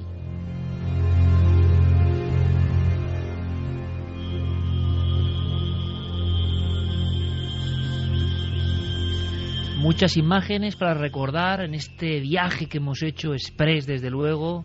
Muchos sentimientos, muchas escenas, pirámides oscuras, científicos que rastrean las posibilidades del alma humana y de la mente humana, extraños autómatas, carreteras imposibles, petróglifos que parecen astronautas del pasado o ecos del futuro, personas de carne y hueso que afirman que se encontraron con un imposible llamado almas, anomalías magnéticas, líneas de magnetita o Dios sabe qué, con cosas y estelas que nos vigilan nuestros amigos desde hace milenios, territorios remotos, parques sórdidos donde aún queda el testimonio de algo que debió ocurrir y que dio la vuelta al mundo. En el fondo esto es el misterio, el eco profundo del misterio, y esos trajes de chamanes custodiados con el cordón umbilical, comunión entre la vida y quién sabe si el otro lado.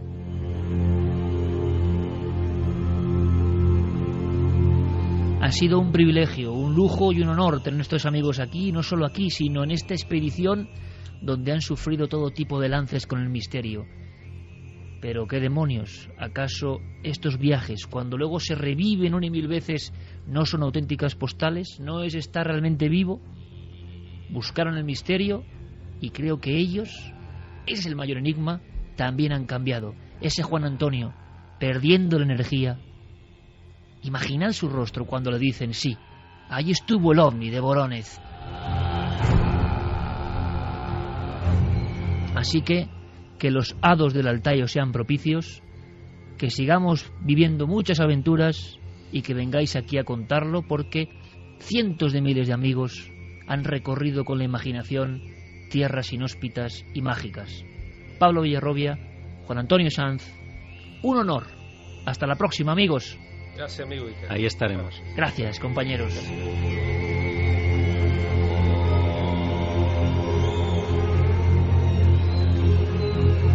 Parece casi esto el cántico, ¿verdad?, de los chamanes, de las estelas de piedra que nos hablan. Pero fijaos cómo es este programa. Pasamos de esto, de la ancestralidad sagrada, a lo que ha pasado en la red. Han sido muchas cosas.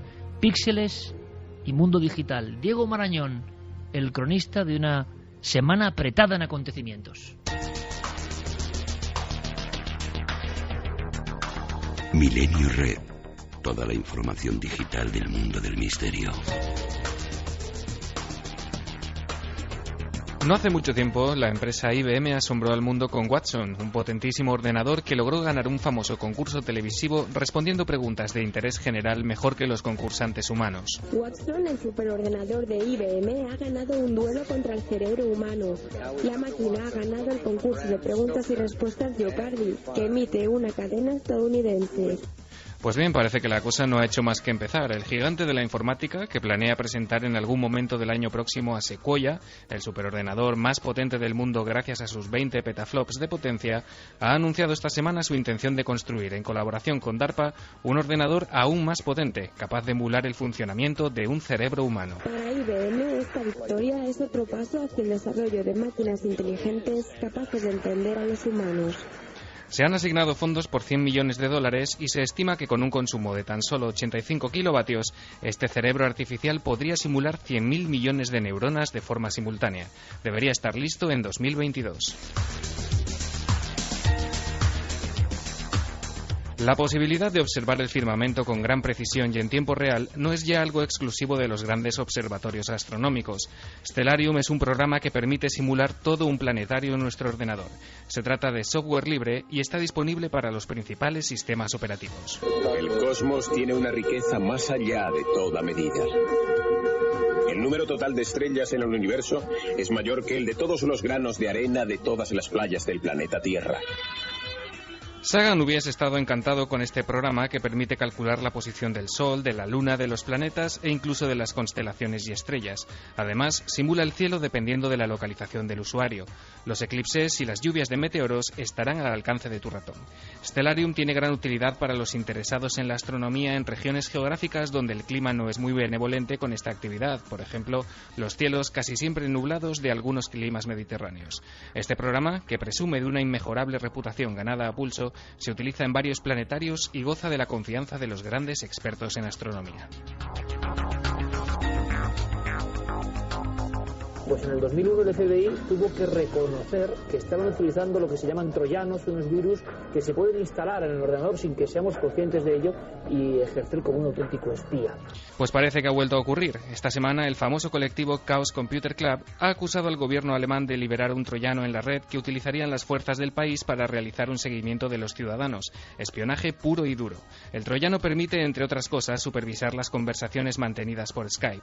La justicia dictó en 2008 que el programa es legal si se utiliza exclusivamente dentro de investigaciones oficiales y con orden judicial. Sin embargo, hay sospechas fundadas de que las autoridades han ido más allá, mucho más. Si las conjeturas que se han hecho estos últimos días acaban confirmándose, sería la primera vez que sepamos que un gobierno lleva a cabo una operación tan sofisticada para monitorizar a sus ciudadanos. De momento, el Estado alemán de Baviera ya ha admitido y confirmado su participación en el uso del controvertido software espía desde el año 2009. Angela Merkel ha exigido explicaciones, abriendo una investigación que habrá que seguir muy de cerca. Y terminamos hoy con una recomendación para los investigadores y entusiastas de los no identificados. La cantidad de información que hay en este momento resulta tan abrumadora que negar la existencia del fenómeno ovni es negar la evidencia. Para comprobarlo, os invito a visitar Informe OVNI, una web dedicada al tratamiento serio del fenómeno que dirige Víctor Martínez, un jovencísimo ufólogo zaragozano. Todo lo que hasta no hace mucho estaba desperdigado por numerosos sitios se encuentra ahora reunido en esta página. Decenas de artículos expositivos y de investigación, críticas de libros sobre el tema, los últimos vídeos o cientos de informes desclasificados por diferentes países son solo algunos de los contenidos que podemos encontrar en esta web, destinada a convertirse en un referente obligado del estudio OVNI. Es todo por esta semana. Como siempre, los enlaces para profundizar en todos estos temas estarán disponibles gracias a Guillermo León en el cuartel general de esta sección. Ya sabéis, ikerjiménez.com, porque el misterio continúa en la red.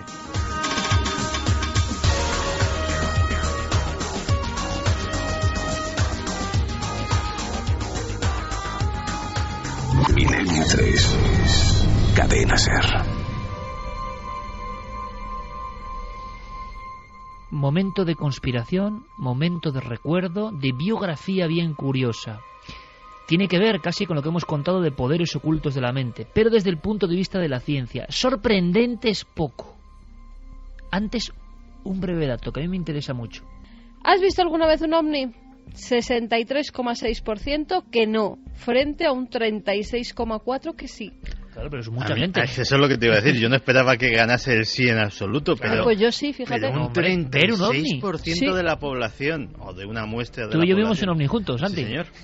Claro, pero es un objeto volante no identificado. ¿Quién no ha visto algo no identificado en los cielos? Hombre, ya, pero con enjundia para ser ovni. Bueno, luego es importante, después de lo que va a contar Santi, ¿por qué no recopilas todo eso que está llegando de casos que parece muy interesante? Vale. ¿Te parece? Venga. Yaray Martínez, nuestro artista de la música y también en el terreno de juego, nos pone esta música maravillosa, Nixon.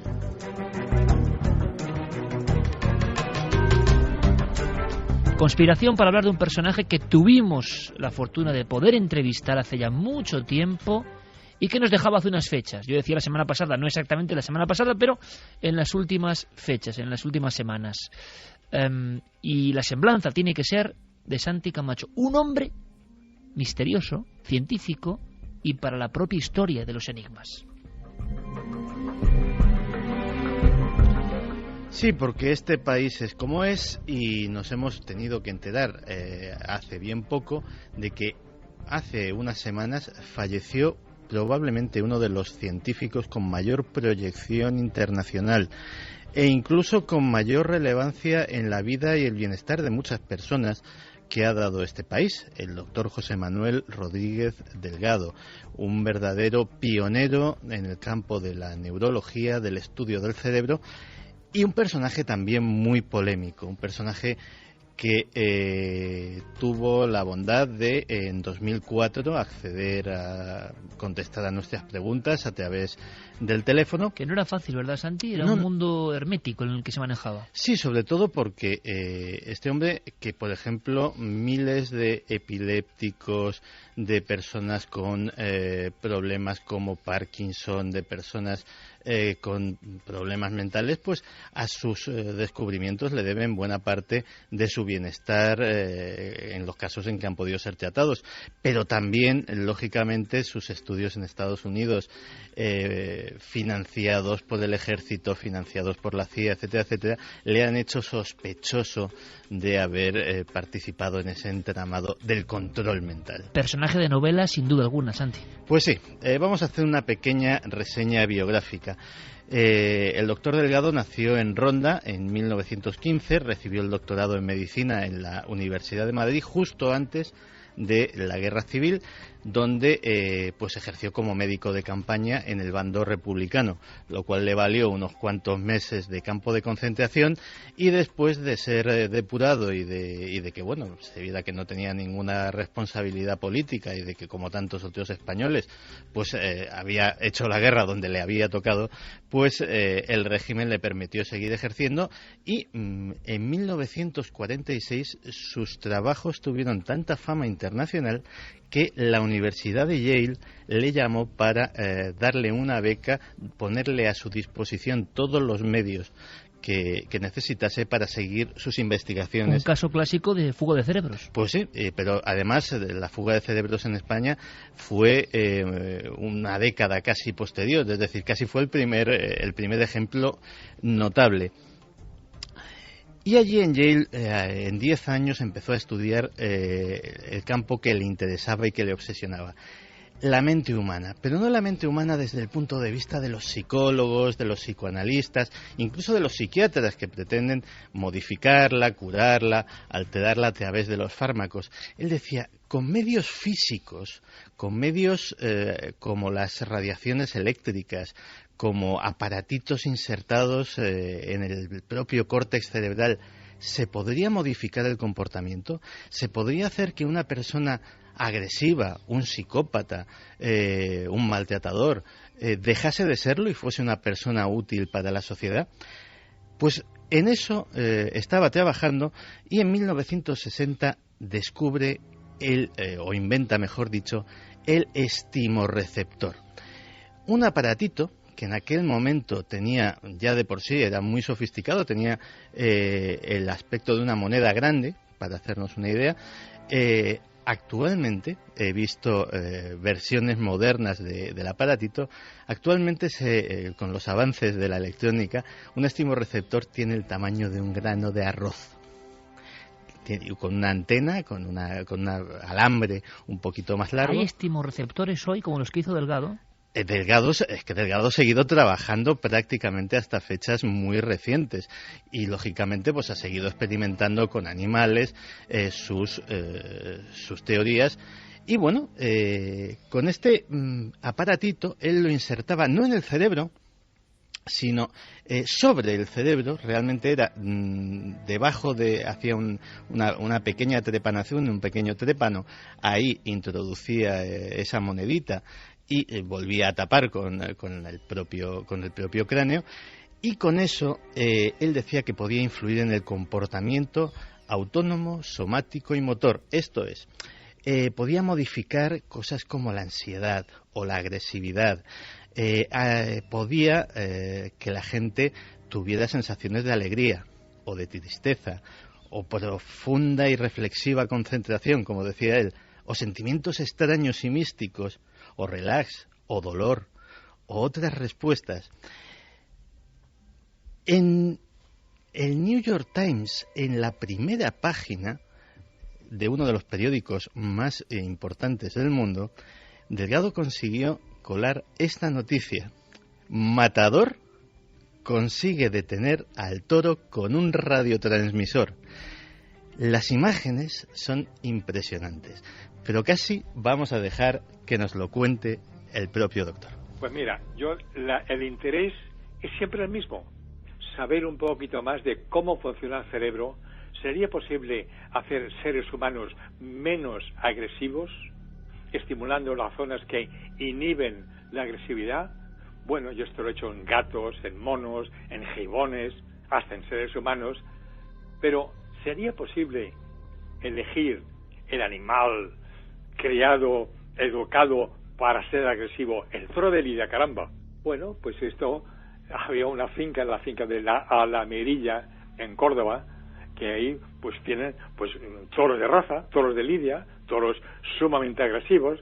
La pregunta era, ¿sería posible un toro bravo el inhibir su agresividad, y entonces que en vez de vestir a la capa, que se quede tranquilito? Pues sí, señor, eso es lo que hicimos. Uno de mis ayudantes era el cordobés.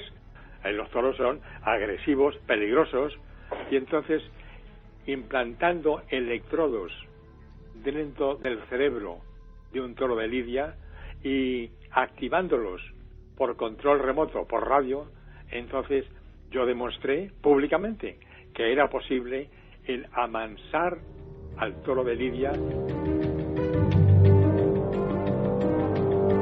Y además, Santi, palabras de una entrevista inolvidable que nos daba Milenio 3. Sí, pero claro, todo esto era lo sabido, pero me acuerdo de la entrevista que le hiciste y que yo estaba presente aquella noche.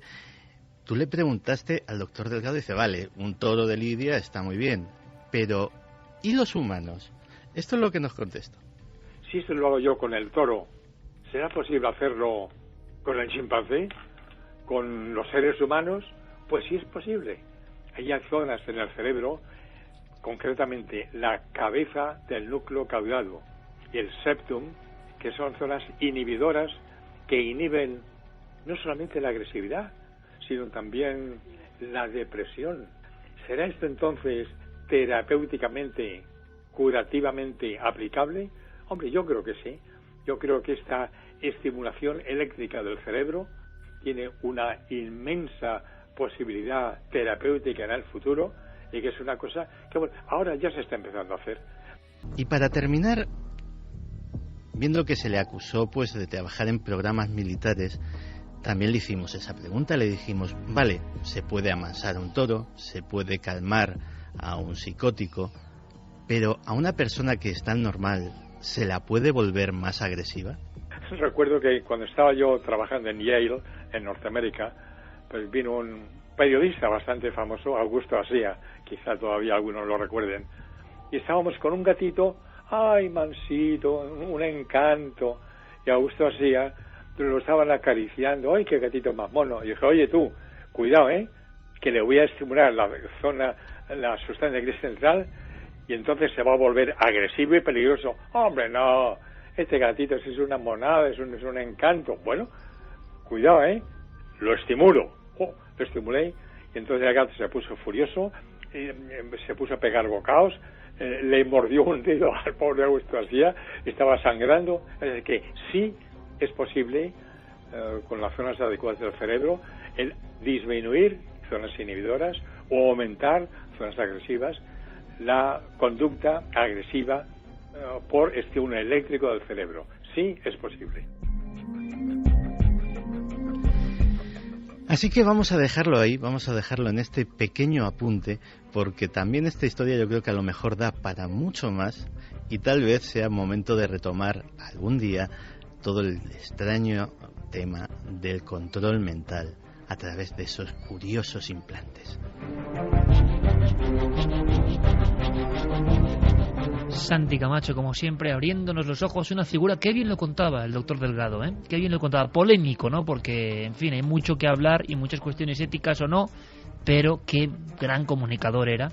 Le entrevistamos como con 92 años ya, y el tipo, fíjate cómo estaba, como una rosa, en fin. Santi, sé que nos va a sorprender con esto en futuras ediciones, lo sé, lo intuyo. Y prometíamos información porque han llegado muchos casos ovnis interesantes. ¿Alguno tendrá que ver con la visión de los últimos días? Mira, Vicente Martínez nos dice, yo personalmente no, pero mi padre fue testigo del famoso ovni de Manises. Trabajaba en el aeropuerto de Manises y esa noche estaba allí. Por lo que dice, no todo es como han contado las autoridades.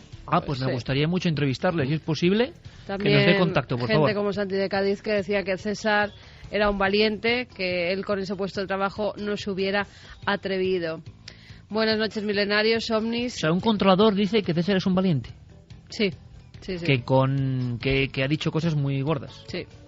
Carlos María, año 1977, Las Batuecas, Salamanca. Un artilugio dibujó en el horizonte el perfil de una torre almenada a toda velocidad y a toda velocidad desapareció en el cielo de la noche. En Las Batuecas, lugar mágico. En el 77. Hace una semana mi hermano vio una luz en un monte, de pronto se elevó unos metros, se apagó la luz, solo se quedaron unos pilotitos rojos y se dirigió hacia él. Pasaron unos 100 metros de altura, nos dice, sobre su cabeza. Era Ramón quien nos lo contaba. Los ovnis tienen atemorizados a los habitantes de Bolivia, nos lo comentaba Luciano. Pedro, yo lo vi también en Murcia sobre la 1:30 de la tarde, el mismo día que se vio aquí en Madrid. Pedro nos habla de haber visto algo por la tarde del día 11, sí, pero en la región de Murcia. Sí.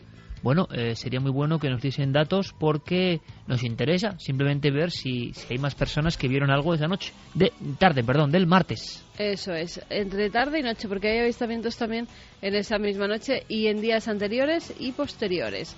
Yonay Rodríguez decía: hola milenarios, mi nombre es Yonay, soy de Gran Canaria. Quería comentaros que el pasado día 5 de octubre sobre las 6 de la mañana me levanté para ver a mi perra que acaba de tener cachorros y al asomarme a la azotea vi sobre la montaña a Jodar, en Galdar, una luz que oscilaba sobre esa montaña a una altura que impedía que fuese ningún coche ni persona. persona no se oía nada, teniendo en cuenta que los helicópteros cuando pasan esa distancia se oyen bastante. Ya por la mañana vi pasar en repetidas ocasiones aviones militares por el lugar. No sé si tendrá relación o sería simple casualidad.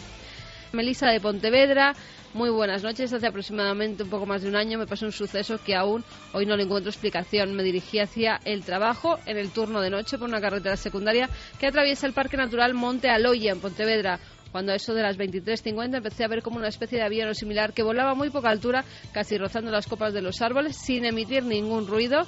Estaba compuesto por una serie de luces de color blanco, excepto las de los extremos, que emitían una luz mucho más intensa. Con la oscuridad de la noche no pude distinguir nada más de la forma del objeto volante, solo que se desplazaba a una velocidad muy reducida y durante unos segundos pude observar cómo sobrevolaba mi coche.